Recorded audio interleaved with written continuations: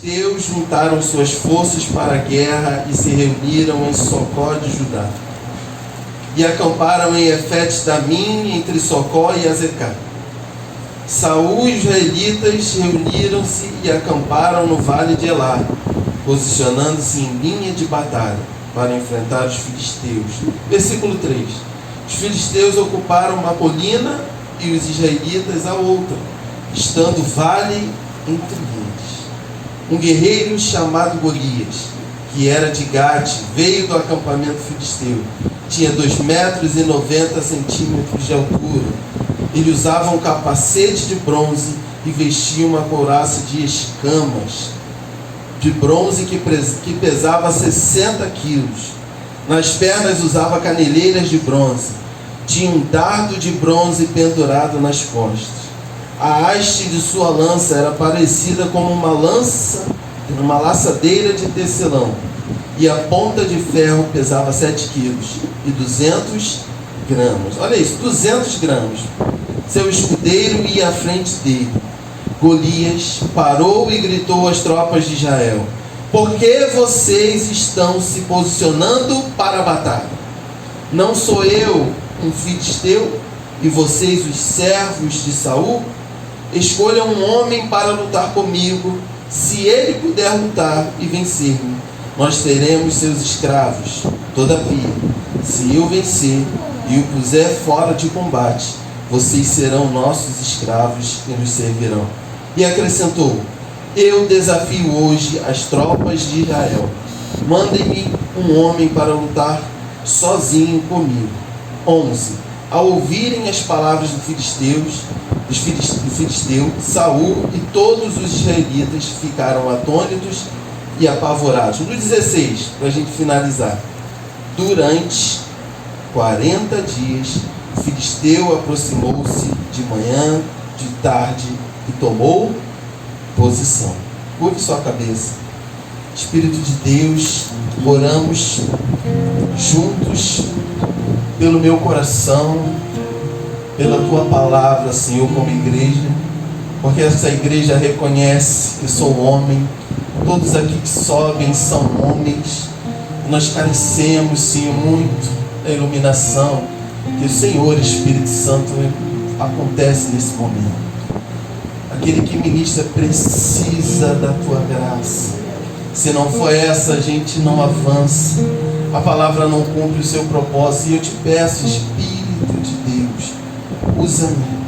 Não tem momento mais propício para a gente falar de crise como o que estamos vivendo em 2023. O Brasil está precisando ouvir sobre crise. Nos ajuda a administrar as nossas crises. Pai, manifesta a tua palavra em cada coração. Essa é a minha oração. Usa-me para a glória e honra do teu poderoso nome. Amém?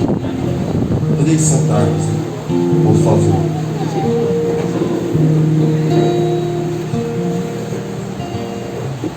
Sabe, irmãos, eu estava me arrumando, né? E uma casa ao lado está comemorando Ano Novo ainda. E eu fiquei pensando no que vem acontecendo, né, no mundo. Aí eu ouvia uma menina cantando cada funk, sabe, grotesco, palavras tão chulas. E os pais batendo palma. Eu falei: Senhor, que crise é essa? Aí você olha para a família, para as famílias, elas estão em crise. Você olha para os jovens, eles estão em crise. Não sabem para onde vão. Você olha para as senhoras que deveriam ser maduras, elas também estão em crise. Elas já não são mais referências para aqueles que estão mais vivos, os mais novos que estão vindo. E aí você olha para a política, está acontecendo uma posse que está difícil de entender o que está acontecendo no Brasil. E aí você pensa: é só no Brasil? Não. Tem irmãos nossos na China olhando para o que está acontecendo e falando assim: o que está acontecendo com a justiça que foi quebrada? Nos Estados Unidos tem gente piedosa olhando e falando assim: o que está acontecendo com o mundo? Então, se tem um momento mais propício para a gente falar de crise, é esse. Está em todos os lugares. E a gente já entra 2023 Eu te confesso com o coração muito apertado sobre a incerteza que vai recair sobre o nosso Brasil, sobre as nossas famílias. E a gente vê nessa história aqui tão conhecida, um homem se apresentando e desafiando uma tropa enorme de Israel. Esses dias eu estava baixando um aplicativo para melhorar o meu devocional, compartilhei até com a irmã Patrícia. Quando eu foquei na ansiedade, para querer fazer um devocional sobre ansiedade, me veio Davi e Golias. E começou a queimar o meu coração sobre isso. E dentro dessa história, talvez Golias tenha sido um dos maiores problemas de Israel. Talvez, se você olhar na Bíblia, se você juntar Golias aos filisteus, esse cidadão, esse povo chamado filisteu, talvez tenham sido uma das maiores crises do povo de Israel, das maiores pedras do sapato do povo de Israel se chama os filisteus. E dentro desse povo chamado filisteu vem um homem chamado Golias, que talvez tenha sido uma das maiores afrontas daquela tropa. Sabe, a gente quando olha para Golias é um tipo muito duro de crise. Golias é uma dificuldade muito grande para esse povo que a gente está falando aqui dessa história. É um homem que se apresenta para afrontar. A gente vai ver isso no início do 4 ao 10. Quando a gente vai olhar para o versículo 4, a gente vai ver a característica que é dada a esse homem afrontoso. Desde o capacete ao peso. A gente olha aqui na história e ela dá até a grama, a ponta da lança. Parece que o escritor de 1 Samuel está querendo trazer um alerta para quem vai ler. Ele quer mostrar para aquele que vai absorver essa leitura. Ele está apontando para onde o povo ficou em crise. Esse texto aqui ele é tendencioso a te mostrar, a te focar no tamanho. 1 Samuel 17, quando você vai ler do verso 4, que vai falar que ele tinha 2 metros e 95 centímetros. Daí para lá o texto está te forçando a olhar como todo o exército de Israel estava olhando. O autor, que os teólogos vão afirmar que é Samuel, ele está querendo te mostrar qual foi a maior crise daqueles soldados diante daquele homem. E a maior crise do povo de Israel, daqueles soldados, se chamava Golias.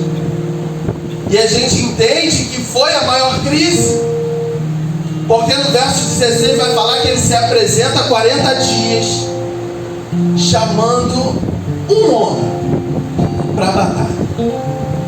E 40 dias a gente vai perceber na história o povo neutralizado. Sabe, Deus me deu um tema, que é Cristo é o nosso Davi. E a gente vai ver nessa história que um jovem franzino vai entrar em cena e vai derrubar esses gigantes. Mas até esse jovem franzino entrar e derrubar, aquele povo está diante de uma grande tribulação. Porque no verso 16 ele está falando assim, que foi por um período de 40 dias. Eu estava vendo no celular, meu pastor, que existem mais de 142 vezes que a simbologia 40 se apresenta na Bíblia. Jesus mesmo vai jejuar 40 dias e 40 noites antes de ser tentado pelo diabo. Então esse símbolo que aparece inúmeras vezes, Elias se esconde por 40 dias. Esse período quer dizer tribulação. E uma coisa é muito certa, Golias foi um ícone, uma figura de crise para um grupo de soldados. Está muito claro isso. Eles não andam diante da crise que se levanta sobre eles. Engraçado, quem é da época de Vale do Funk vai entender isso. Ele é gigante, ele é poderoso, as suas ferramentas são poderosas, mas ele não chama 10 para fazer na mão com ele. Ele chama um homem. A gente precisa se atentar a isso. O valentão chama um homem. E por causa de um que não se apresenta, esse inimigo avança e humilha todo um exército. Isso é importante para mim e para a tua vida. Porque quando o gigante se levanta na nossa vida, a crise se apresenta e ela desafia um dentro de casa. E esse um não toma posição de batalha e recua, todo o resto fica em desconfiança e medo. A gente precisa se atentar nisso. Ele vai chamar um, e eu fiquei, Senhor, por que ele não chamou 10? Não era o brabo. Porque o fato de um não conseguir trouxe desmoralização para todo o resto. Golias consegue entrar no psicológico dos soldados e neutralizar todo mundo. Sabe, o motivo dos guerreiros da crise dos soldados era a imponência de Golias. O motivo da crise do exército de Israel era a força de Golias, o tamanho e a ousadia. Isso é importante a gente falar. Quando ele adentra 40 dias chamando, vem para a guerra, eu quero alguém. Ele está em ousadia afrontando. E essa palavra ela tem muito a ver comigo e com você nesta noite. Porque vivemos em situações que o inimigo entrou na nossa casa. Vivemos situações onde a crise bateu muito grande, parece que ela está esbofeteando a nossa face. E a gente não tem uma direção para tomar ainda. Então a situação de Israel é clara, a crise era Golias. E qual é a sua?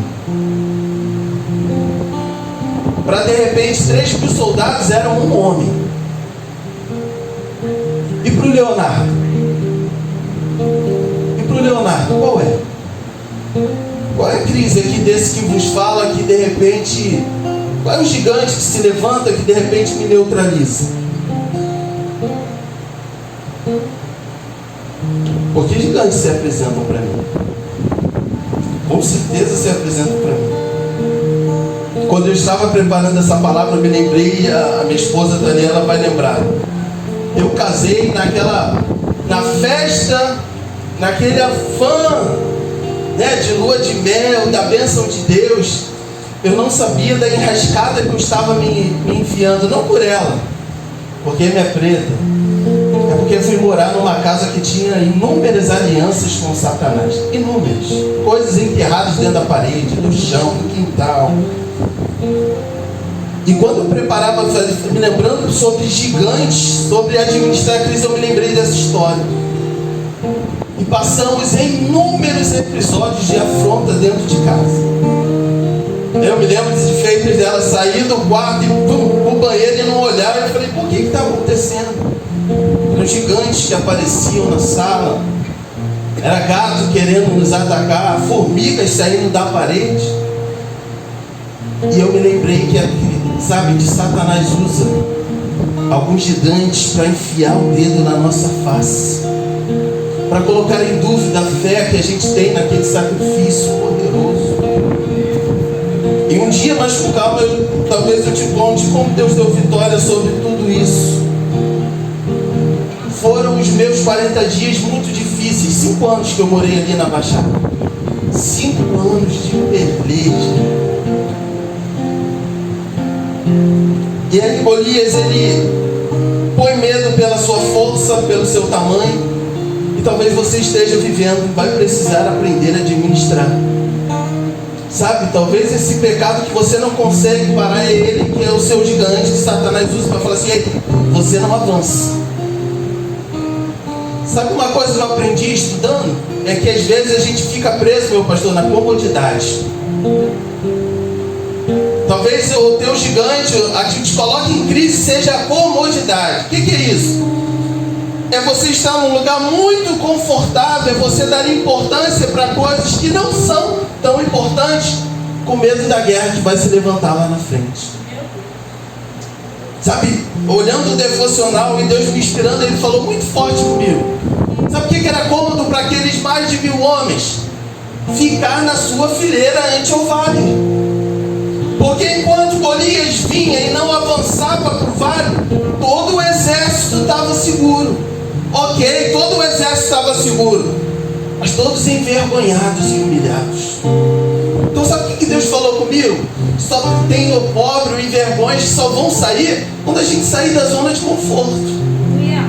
Porque quando estiver bom, aonde você está, quando estiver bom, a vidinha que você vem levando, está tudo bem, está cômodo. Então se está cômodo, ele não se levanta, não tem retaliação. E aí a crise fica aquela marola, sabe? Aquela coisinha, aquela onda pouca, que nem te dá caixote. Mas aí passa 1, passa 2, passa 3, e a gente está lá. Então está muito claro que Golias é uma crise que afeta Israel. O que você precisa avaliar dentro dessa administração é: qual é a sua que te trava? A minha, que eu preciso sair na mão com essa dificuldade, brigar mesmo, eu sei qual é.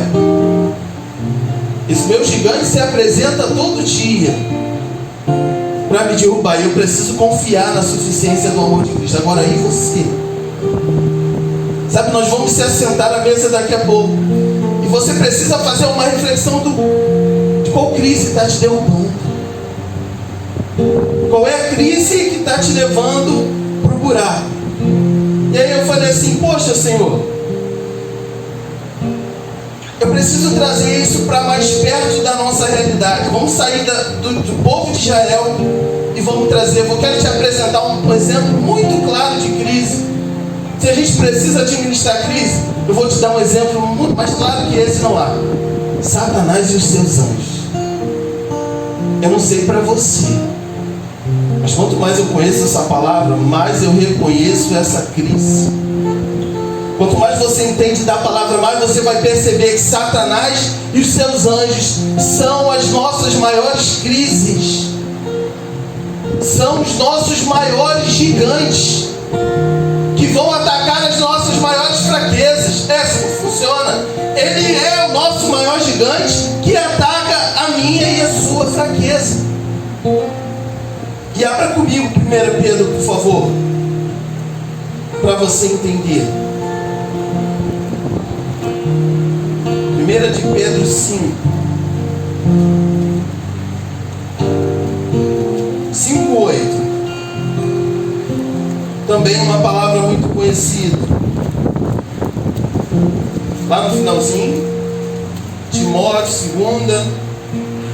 2, Tiago, em Hebreus, Tiago.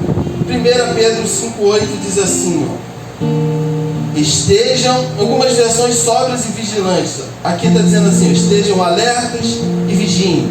O diabo inimigo de vocês anda ao derredor como um leão, rugindo e procurando a quem possa tragar ou devorar. Esse é o nosso maior problema. E a palavra é muito clara: estejam alerta e vigilantes. Só que o detalhe da palavra é: o inimigo de quem? Olha para o texto. O inimigo de quem que ele fala? Nosso. Aqui a gente tem um problema, mas tem uma solução para arrebentar com o inferno, para arrebentar com as crises que tem nos dominado, porque ele é nosso. Pedro está falando assim: olha, fiquem alerta e vigilantes. Ele é sim, fica assim ao nosso derredor, rugindo. Ele tem que se infúria contra mim e da tua vida. E nem precisa de despacho areado, nem precisa de nome na cachoeira, nem precisa de chucaveira. Ele já nos caça sem toda essa parafernália toda. Porque ele está falando que ele é esse ser que ruge, que pressiona, mas ele só é inimigo de uma pessoa. Ele só pode perseguir uma pessoa: eu e você. ele não é inimigo do nosso Senhor. Então a gente tem um problema, tem um adversário na nossa cola, mas da mesma maneira que a gente tem um adversário fungando no nosso cogote, a gente tem um que ele não pode falar que é inimigo de Deus, porque ele não é adversário para o nosso Deus. Aqui já tem uma sabe, aquela calmaria para o nosso coração. A gente tem crise sim, a gente tem até um adversário, mas ele só é meu e seu adversário, nunca será adversário de Deus. Então 1 Pedro vai falar que ele anda ao nosso redor buscando a quem possa tragar. Sabe como a gente entende essa fúria dele? Principalmente o movimento pentecostal, os feitiços. A gente vai dar muita importância à ação do diabo nos despachos que são aliados. Na revelação, quando fala assim, pô, fulano está fazendo macumba de você. E é real, essas coisas acontecem. É ou não é? Isso não é uma crise? Aqui eu quero te trazer um alerta nessa noite. Sabe, tem uma crise que tem pegado a mente de muitos crentes. Eu creio no poder de Satanás. Creio. E tenho que resistir todos os dias contra ele. Sabe, mas toda essa artimanha, ela é mais forte, sabe aonde? Aqui na mente. Se nós somos cheios do Espírito Santo, revestidos do poder de Deus, ele vai tentar nos oprimir. Sim, às vezes a opressão pega o nosso coração, mas fica difícil crer que uma pessoa cheia do Espírito Santo possa ser dominada totalmente a ponto de ser possessa por Satanás. Sabe o que eu estou querendo dizer para você aqui? Você precisa proteger o seu psicológico para administrar bem a sua crise. Porque quando alguém fala assim, olha, fulano está fazendo, eu tenho conversado muito isso com a minha esposa, fulano está fazendo trabalho para você. Sabe, a primeira coisa que fulano botou na boca do sapo, tem uma obra contra a igreja. A primeira coisa que a gente precisa fazer é guardar o nosso psicológico. Talvez seja a única fonte que ele nos ataque de coração. Para quem é revestido pelo poder de Deus, é aqui. Tem um amigo meu que derrubou um centro enorme e agora é uma igreja. E eu fico pensando, esse pastor vai ter que tomar cuidado, porque talvez o psicológico dos membros que lá congregam fique abalado por estar no local onde foi um centro de macumba. Sabe por que eu estou insistindo nisso? Porque já já a gente vai ver o tamanho do nosso. Golias era gigante. Já já vou te mostrar o tamanho do poder do nosso Davi. Eu quero te falar que Jesus é o nosso Davi. Aleluia. Ele é aquele que não só amarrou, mas neutralizou. Então o inimigo, ele está morto, mas ainda é letal contra mim e contra você. Então a afronta é até grande, as crises são tão grandes, e às vezes você fica preso no psicológico. Estão querendo me fazer mal, estão querendo me destruir. Às vezes você olha para uma situação com um filho teu, com a questão do financeiro, e você fala assim, isso vai acabar com a minha vida. A primeira coisa que você precisa fazer é fortalecer o teu psicológico, é fortalecer a tua mente. Quando estiver assim, em dias desses dias, olha, abre Efésios 6, a partir do versículo 10, e você vai ver lá a armadura de Deus. Por que Paulo fala do capacete? Ele é uma peça extremamente importante para a gente administrar a crise. Ninguém fecha a porta que Deus abriu. Pode falar o que for. Ninguém fecha, Deus fecha a porta que somente Ele abre. E Ele abre porta que ninguém fecha. Isso a gente precisa ter muito forte.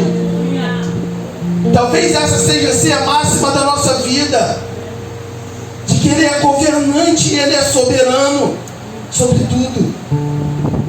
Então, diante desses problemas que surgem, do mal querer te destruir, primeira atitude, fortaleça a sua mente. E aí a gente precisa aprender uma coisa. Golias apresentou para Israel, Satanás se apresenta para mim e para você. Como administrar isso? Quando a gente vai ver 1 Samuel 17:50, você vai ver Davi derrotando Davi se apressa, se defronta com o gigante, atirando, depois que atira, monta e arranca a cabeça. Davi é um tipo de Cristo, porque ele vai declarar que ele está indo no nome do Senhor dos Exércitos. Sabe, a figura de Davi nunca tem que ser em primeiro lugar parecida comigo e com você. Quando você olhar aquele Davi derrubando, olha para Jesus indo até o gigante chamado a morte, o inferno, vencendo e neutralizando ela. Então quer uma receita para vencer as suas crises? Vencer essa frustração, esse vazio dentro do seu coração? Se apoia na suficiência daquele que derrotou o maior gigante da nossa vida, aquele que venceu a morte, para a glória e honra do nome do Senhor.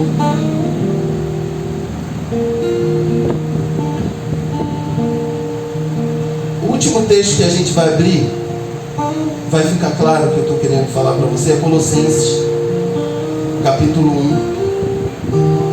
Gálatas, Efésios, Filipenses e vem Colossenses, capítulo 1. A gente viu o que o gigante pode fazer no meio do exército. A gente viu que o povo ficou neutralizado. Nós vimos que eles não se moveram, e a gente às vezes não se move diante dos gigantes.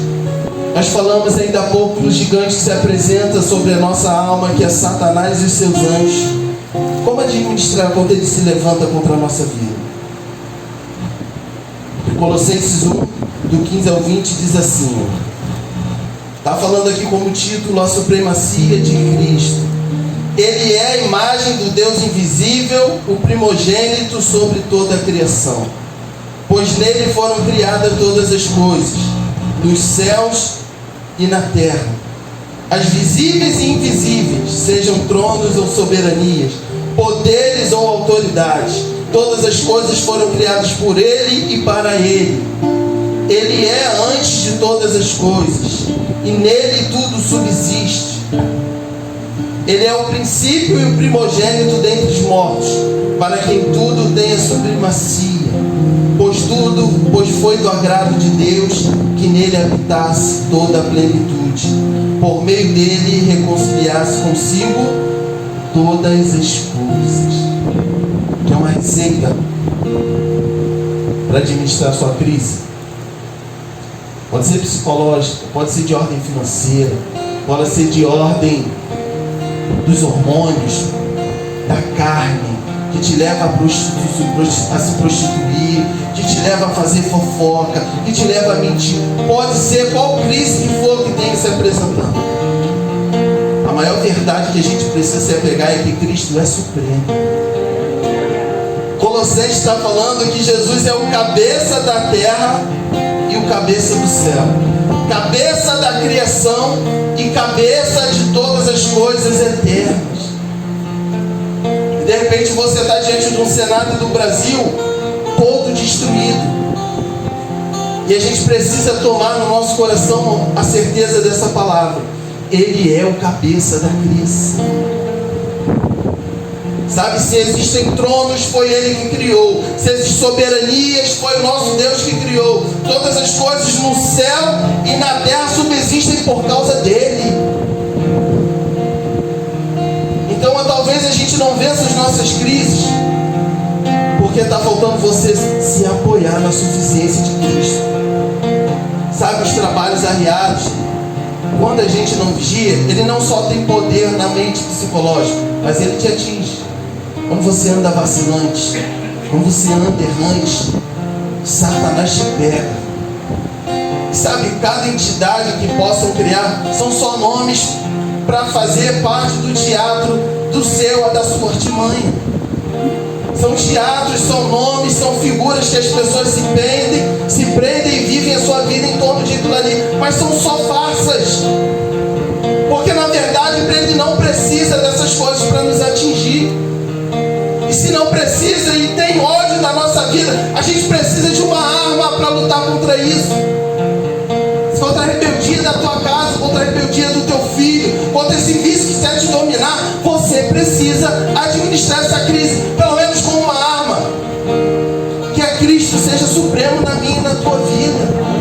Se Ele é a cabeça da criação e cabeça das coisas eternas, descansa nisso.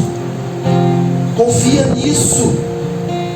Ele é a cabeça da criação e é a cabeça da igreja também. Então, uma vez que você consiga descansar, eu não tenho força para administrar essa crise, mas eu vou confiar naquele que venceu todas as coisas. Sabe, é assim que a gente vence todas as nossas batalhas. É confiando nesse amor. Não precisa abrir, eu finalizo. Tiago 4, versículo 7 diz assim, e a gente ora para se assentar à mesa baseado nisso daqui a pouco. Diz assim, Tiago 4, 7, portanto, submetam-se a Deus, resistam ao diabo, e ele fugirá de vocês. Aleluia! Essa palavra aqui, ela é muito tremenda para mim e para a sua crise. De repente a sua crise é de ordem familiar. Ela pode ser de ordem familiar, mas quem está por trás dela é Satanás e seus anjos. E aí a gente perde batalha, sabe por quê? Porque não conseguimos avançar para o nível da submissão a Deus. Sabe como a gente para nas nossas crises? No nível da palavra. Fala e o outro tem que entender e acatar. A crise surge e pá, a verdade. Toma tenência, é pecado, você tem que fazer isso, pá. Essa é a nossa arma para as crises. Quando não, então tem que recuar no poder do determinismo da nossa voz. Está errado. A direção é submeter-se a Deus. Não é pisar na cabeça da serpente. Não, isso não é obra nossa. É se submeter a Deus, ficar em alerta, resistir ao diabo. E o poder com que nós se submetemos vai fazer ele correr e retroceder. Esse é o segredo que a juventude precisa vencer. Todo jovem só vence se for nessa receita. Se submeter a Deus, resistir ao diabo, aí ele corre. Porque o que está sobre a nossa vida vai ser maior do que ele. Eu queria te convidar a confiar nisso. Sabe, tem crises doendo muito o teu coração, eu acredito.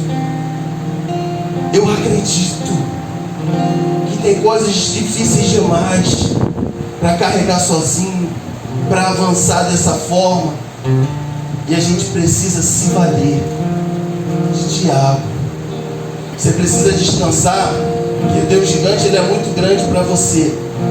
Mas Jesus é o nosso Davi, que derruba qualquer gigante, que põe qualquer dificuldade no chão. É tempo da gente descansar nisso. Ele é supremo.